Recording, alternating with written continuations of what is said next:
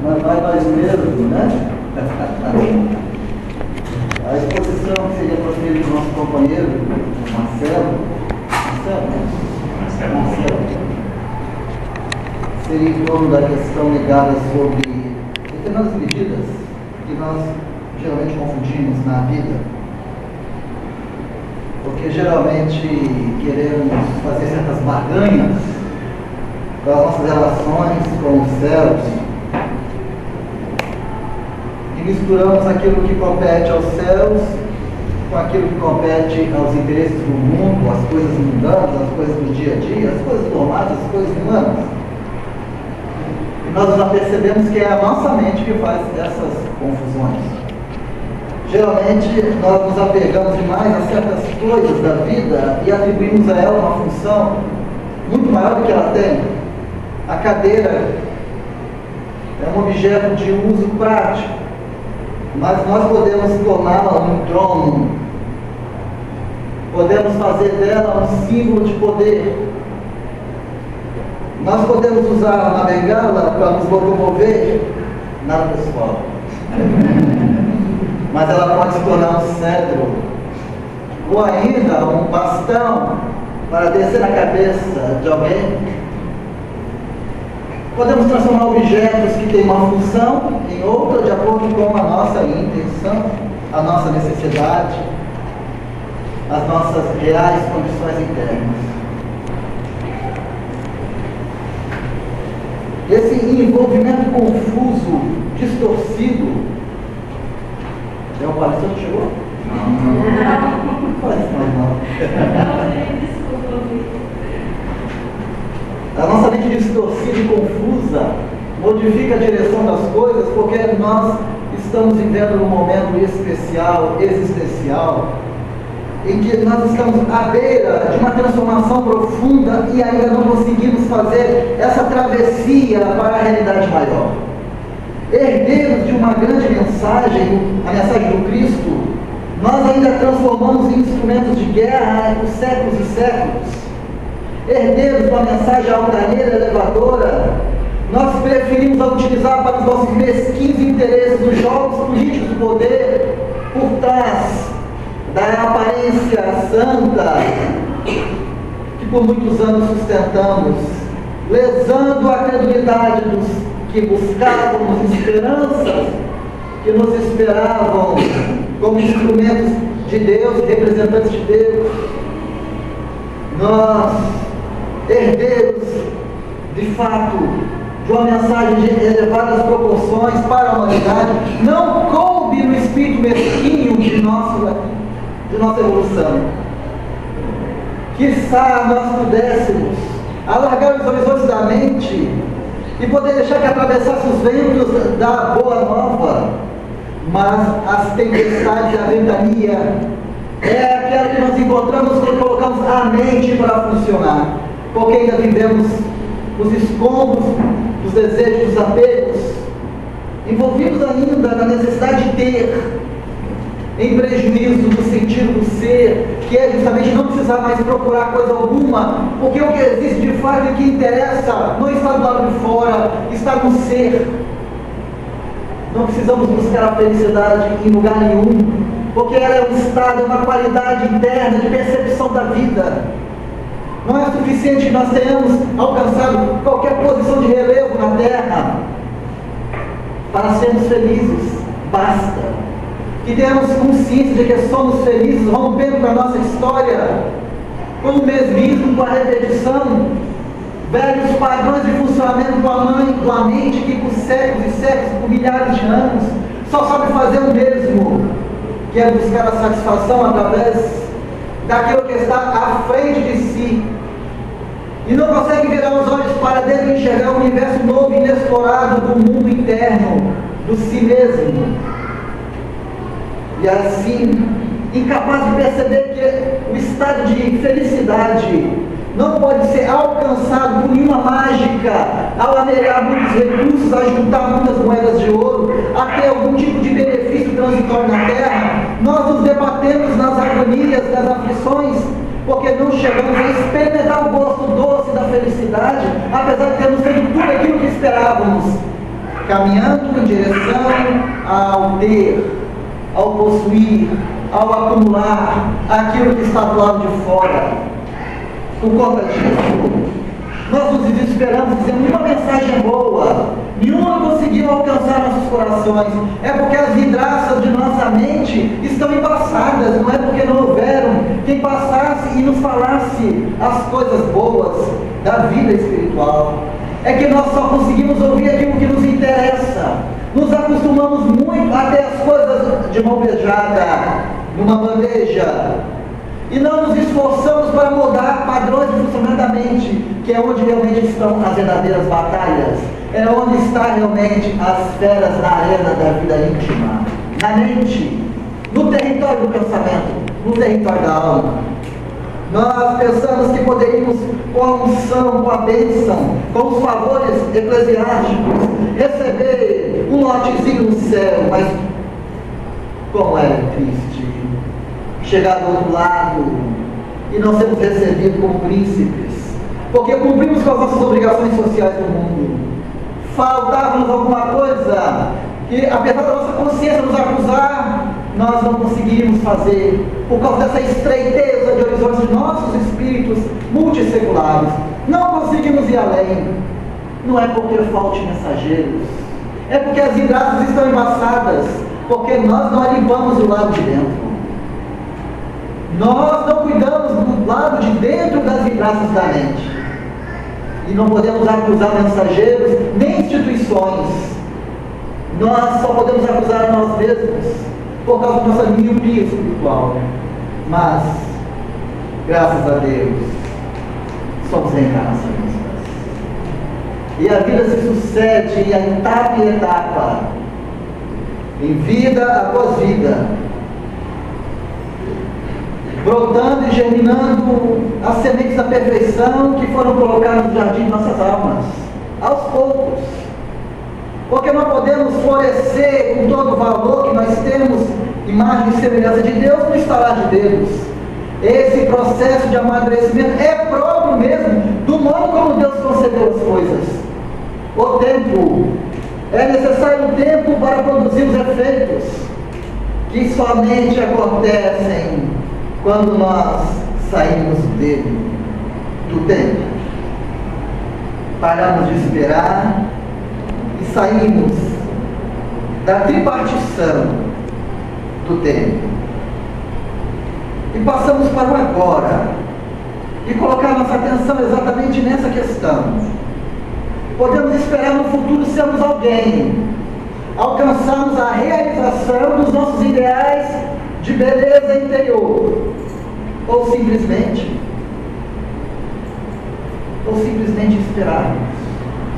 esperarmos indefinidamente que um mensageiro melhor, como se houvesse outro melhor do que já veio, resolvesse as nossas questões.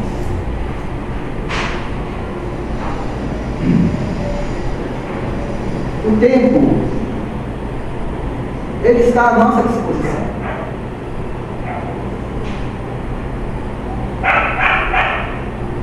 Um grande homem, Husserl, ele inaugurou uma abordagem. Edmundo Husserl falava sobre o fenômeno e dizia que o fenômeno é que se deveria se colocar atenção. Até então, as pessoas pensavam que o conhecimento estava do lado de fora, no objeto estudado, vamos estudá-lo. Mas, anteriormente, Nos tempos da Grécia Antiga, já se dizia, não, o conhecimento está no observador que veio. Edmundo Husserl chegou e disse, não está nem de um lado nem do outro. É o fenômeno que interessa, é o fenômeno que dá conhecimento. E ele estabeleceu então que nós devemos observar e perceber que o encontro do observador, eu não sou tudo que passei. Onde está o passado? Aqui no presente. Então, se eu quiser falar sobre o meu passado, eu estou aqui, eu sou o meu passado. Onde está o passado? Em lugar nenhum. Eu tenho a soma de tudo. Não há passado. É o presente, é a única coisa que existe. E o futuro? Ora, do jeito que eu estou hoje, eu posso dizer que estarei amanhã e depois da manhã, a não ser que eu tenha uma mudança radical de estilo de vida, mas é bem provável que eu venha a morrer do mesmo jeito que sou hoje, e não venha a ser diferente do que vocês veem hoje, exceto se houver uma transformação radical em mim. Então onde está o futuro? O futuro está aqui, no presente. Eu não preciso esperar que se realize o custo do tempo no calendário da vida para me mostrar, porque se eu não fizer uma mudança radical agora, eu serei exatamente esse que vocês veem agora, no futuro. Onde está o tempo? Onde está o tempo? O tempo é uma criação da mente. O que vale realmente é que nós roubamos com essa cadeia, essa algema que nos aprisiona, a sucessão dos eventos da vida que faz com que sejamos assim. Muitos de nós estamos magoados. Eu estou magoado. Muitos de nós carregamos marcas, sequelas da vida que não conseguimos quebrar. Algemas de repetição. Processos em que a nossa mente foi moldada. Muitos de nós ressente ainda os maus tratos da infância, as agruras da adolescência, os imprevistos, percalços e desastres dos acontecimentos que se foram, carregando ainda no seio carregado, na expressão do rosto, a manifestação de uma dor que não se consegue dizer de outra forma senão no aspecto cansado. Graças a Deus. Está sem garganta. O espírito ali está falando muito alto, pediu para ele falar mais baixo, que eu não tive voz para isso, não.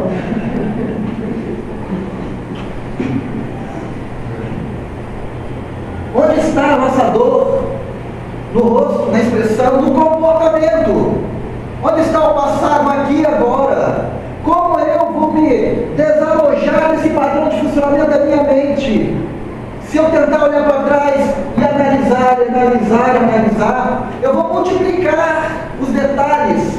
Eu não preciso passar outra vez pela estrada do passado para o momento presente outra vez. Eu posso, a partir do momento, eu fazer uma percepção diferente. E uma percepção diferente da realidade é o que a fenomenologia ensina a desenvolver. Uma percepção do fenômeno da vida. A vida é o presente, colocar-se no presente, viver este momento no presente. E não buscar uma satisfação, uma fruição que venha confundir a mente. A mente, ela, para perceber as coisas com clareza, ela tem que ser uma vidraça limpa. Nós temos que limpá-la por dentro.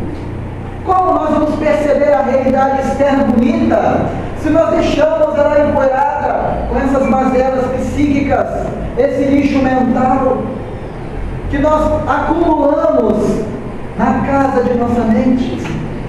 Nós temos que fazer uma limpeza radical e dizer que não precisamos de algumas coisas, não que nós não deixamos, não vamos deixar de carregar certos sinais do tempo, não vou ficar mais novo, nem vou ficar assim, assado. Isso é uma questão de percepção, é de alma, não é para modificar o corpo, é para modificar a percepção do homem no mundo. É isso que nós estamos falando. E quando nós ensaiamos um discurso dessa natureza, não podemos deixar de citar o grande mestre do Krishnamurti. Hoje estamos tirando parte dessas ideias que aparecem de supetão. E nós temos que sacar da memória os elementos que esse grande sábio hindu deixou na sua filosofia muito bonita. E para sermos honestos também conosco mesmo, não poderia dizer que devemos abrir da mente grandes ensinos sobre percepção, grandes ensinos sobre como movermos pelo território da mente. Ele é uma pessoa que fez profundos exercícios de percepção através da meditação e outras coisas mais. Mas voltando ao nosso discurso, já terminando os créditos, percebemos nitidamente e claramente que nós, como pessoas, temos um obstáculo de remover esses entulhos psíquicos. Não é aí que nós havíamos parado? Temos que remover esses entulhos psíquicos. E para remover esses entulhos psíquicos, precisamos usar um poderoso detergente, que é o perdão. Perdoar a nós mesmos, perdoar os outros, incondicionalmente. E procurar realmente fazer com que a nossa mente entenda que nós não somos nem vítimas nem algozes, somos passageiros de acontecimentos que muitas vezes estamos simplesmente repetindo com os outros aquilo que fizeram conosco, numa sucessão de eventos em que nós estamos na garupa da história, muitas vezes de outras pessoas. Quando nós saltamos dessa linha de repetição da vida, quando nós quebramos o código da educação, da formação educacional no ambiente da família de origem, nós podemos dar um salto qualitativo de nossas vidas, no momento exato em que nós deixamos de ser passageiros da vida e já não culpamos nem somos culpados, mas apenas éramos passageiros dos acontecimentos porque éramos ignorantes, não tínhamos lucidez, não tínhamos sabedoria, não tínhamos a percepção que nós estávamos passando adiante algo que havíamos recebido de outrem, com qualquer intenção boa ou má. Isso já não faz mais diferença. O importante é que eu tenha a percepção de mim como ser do mundo. Haja Heidegger aqui para falar do ser do mundo. Porque quando nós temos percepção do ser do mundo, eu estou aqui, ou eu mudo a minha percepção das coisas da minha história. E eu posso perfeitamente transitar daqui para frente, nos territórios do amanhã, sem carregar os miasmas, as energias negativas, sem os venenos que estavam me tolhendo a percepção. Os tais lixos mentais de que falávamos. E assim, quando nós começamos a usar o perdão indiscriminadamente, a todo instante, para todos que querem, todos que precisam, e para nós também, porque nós não devemos esperar que os outros aceitem o nosso perdão. Nós temos que fazer a nossa parte, porque esse é o processo meu de cura interior, de mudança mental, de retomada de consciência, de valorização da minha importância, saindo da condição de apenas passageiro, para me tornar uma pessoa autora de acontecimentos criativos, originais, sem ser por causa de influências educacionais, muitas perniciosas. Espero que vocês me entendam bem quando falo sobre influências educacionais. Estou falando daquelas negativas, evidentemente. Não estou falando de qualquer outra coisa que seja positiva. Estou falando daquilo que nos entulha de lixo mental. Então façamos bem essa separação. A partir do momento em que nós retomamos a nossa liberdade, nós retomamos a nossa liberdade para ser, e não para continuar a história de outrem, nós reavaliamos a importância das coisas. E ter coisas já não se torna mais fundamental. Possuir coisas, acumular coisas, já não é fundamental. Porque esse estado íntimo de prazer interno consigo mesmo, sabe que ele pode ser perturbado pelas necessidades e cuidados que o ter exige. Você tem que se preocupar com o ter no mundo prático. Não estou dizendo para nós ficarmos no meio então na floresta e abandonar tudo. Isso é uma reflexão filosófica. Mas estou dizendo que o ter acumula-nos de preocupações. nos sobrecarrega de desejos. E quando nós experimentamos em práticas, por isso que nós vivemos na necessidade de romper com a valorização excessiva ao que está manifesto em maneiras de posse, de relevo, de importância. Jesus disse muito bem: se alguém te leva a capa, dê também manto. É isso que estamos querendo colocar.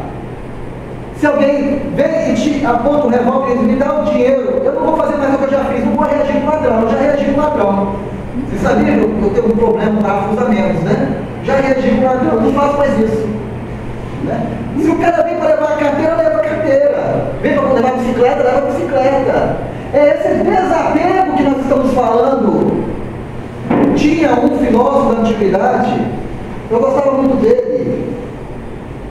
E ele dizia a lenda, conta a lenda, que ele era tão desapegado das coisas, que ele morava no barril, não tinha roupa nenhuma, era um exagero. Esse filósofo não vivia assim, porque senão seria louco. Mas a bem da verdade, ele vivia pregoado o desinteresse pelas coisas, porque toda vez que você luta para ter alguma coisa, você se torna escravo da coisa. E aí o que acontece? O fenômeno que Russell falou, fenômeno, a coisa observada e o observador se torna um fato, uma coisa só. Toda vez que eu tenho interesse com aquela coisa, eu e aquela coisa temos um laço de identificação e eu fico preso a ela. E a minha felicidade depende que ela esteja comigo. Se a esposa quer ir embora, deixa ela ir. Se o marido quer ir embora, vai, graças a Deus. Se o filho chegou a certa idade e quer se virar, se tem condições, aplauda. E coisas desse tipo. Há vários tipos de apegos, há várias coisas que nós identificamos como nossas.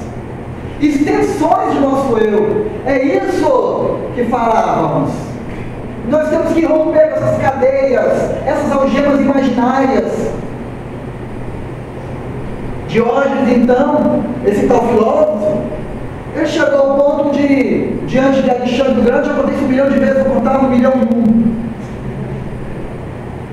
Alexandre desafiou, falou para ele, tinha cercado a cidadezinha, cidade-estado grega, onde Diógenes morava, e mandou avisar, vai lá e avisa, ó, se ele não vir aqui no meu navio, né, ele com aquela frota imensa, né, Alexandre da Macedônia, o conquistador de quase o mundo antigo, que chegou às portas da China, Alexandre da Macedônia, então, chamou lá, mande Diógenes aqui, eu quero conversar com ele, ele sabia a forma de Diógenes, porque Alexandre foi discípulo de Aristóteles, um grande filósofo, mais tarde fundador do Liceu, uma escola de filosofia que rivalizava com uma academia de Platão, mas isso é outra história. E aí chegou lá o tirano, porque as cidades-estados do mundo antigo eram governadas por tiranos. Palavra feia, mas é o equivalente ao prefeito. Não é tão diferente. Né? Haja os parquímetros aí. Né? Nós temos que pagar agora para estacionar na rua. Isso é a tirania. Mas não vamos entrar em detalhes desse tipo. E aí, Diógenes, ouvindo aquilo, perguntou, mas qual é o problema? Se ele entrar, invadir, destruir tudo, a gente vai embora, vamos sair da cidade, a cidade já é bom, porque a cidade já está bem velha. Aí o pessoal ficou maluco com o Diógenes, vai acabar com a gente. Aí foram lá, falaram, ele não vem não. Aí não vem não, então eu vou lá. Aí chegou com os generais, aquele pessoal, aquele grupo de oficiais, todos eles parlamentares para a guerra. Chegaram na casa de Diógenes, era um casebre. O chão é de terra batida, tinha as paredes, e ele estava lá, rabiscando no chão. Só Deus sabe o que naquele tempo se valorizava muito mais a geometria que hoje, porque tinha um motivo para isso, que não vem no caso agora. E aí Alexandre chegou, abriu a porta, eu sou Alexandre, peça-me qualquer coisa e eu lhe darei. Ele olhou assim, sai da minha frente, você está tampando o sol. Tudo que ele queria. Ele poderia receber uma cidade-estado, um reino, qualquer coisa. Ele só queria continuar fazendo os exercícios de desapego do mundo. Isso é fantástico. Então ele não estava identificado a coisas. Ele não estava preso a um circuito de posse. Se tirasse, levava. É o que Jesus disse. Ah, se quer levar, leva. Qual o problema? Pôncio Pilatos perguntou para Jesus: você não sabe que eu posso te dar a liberdade? Eu falei: a liberdade quem dá é Deus, é meu Pai. Você só está aqui para cumprir a vontade dele. Tirou o direito de Pôncio Pilatos de usar como poder executivo, representante de Roma, dizer se ele ia viver ou morrer, porque afinal de contas ele era apenas um executor de ordens superiores. Ele não temia a morte. E quando a pessoa realmente deixa de temer a morte, aí ela se entrega à vida, porque ela sabe valorizar as coisas simples da vida. Quem passou por uma experiência de quase morte, nunca mais é o mesmo. Quem passou por um acidente, quem passou por uma perda muito grande, quem passou por algum tipo de sofrimento indizível, esse sai transformado. Por quê? Porque ele tem uma percepção largada das coisas. O mundo muda, a sua percepção psíquica muda. Ele já não é mais escravo do ter. Ele precisa, ele pode ter, mas se levar, leva. Não vou mais morrer por causa disso. Ele está colocando a vida dele em outros padrões, inaugurando uma nova fase de percepção de que é relevante, de que é importante, é o ser, é permanecer com esse estado de beatitude interna, de equilíbrio interno, em que não existe nenhum tipo de comoção, nenhum tipo de dificuldade, nenhum tipo de abalo, que o ter venha lhe ofender. Esse estado psíquico, ele permanece perene, continuamente, porque ele alcançou esse estado de conexão com dentro, consigo mesmo. Esse estado maravilhoso é o estado de conexão com Deus, da percepção de Deus em nós. Essa é uma experiência de encontro com a nossa realidade mais profunda. Nós somos divinos, nós somos deuses, nós somos filhos de Deus, nós somos portadores de imensas faculdades que não se manifestam porque as vidraças estão empoeiradas. As nossas faculdades profundas, elas estão batendo nas portas das nossas limitações, porque nós vivemos na miopia do ter. Mas quando nós abrimos essas comportas do psiquismo de profundidade, nós vimos um mundo diferente, ele se torna colorido, vivo, intenso. Tudo se move, tudo está circulando, tudo está se transformando. Nenhum episódio, nenhum acontecimento pode nos tirar essa percepção da vida do lado de fora, porque nós somos vivos. Deixai os mortos enterrarem seus mortos. Já ouviram essa frase? Porque quando nós estamos ocupados com as coisas do mundo, estamos mortos. Mas quando nós estamos preocupados com aquilo que é realmente o estado de ser, estamos vivos, temos a experiência de vida. E essa experiência de vida é uma condição de quem volve os olhos para dentro e enxerga-se, rompendo com a sua história pessoal, não pensando mais no passado e não esperando para realizar qualquer coisa no futuro. Ele está aqui agora, e nesse aqui e agora ele ingressa numa nova percepção da vida. Ele inaugura para si uma nova fase de existência, um novo modo de existir. Ele já pode ser a pessoa maravilhosa e perfeita que ele gostaria de ser. Não precisa passar por nenhum rito de batismo, nem por um tipo qualquer de experiência dolorosa, para ter essa percepção de que ele é belo, de que ele é grande, de que ele pode, e ele pode abrir mão de tudo que é feio, que o deixa pesado. As vidraças da parede psíquica empoeirada.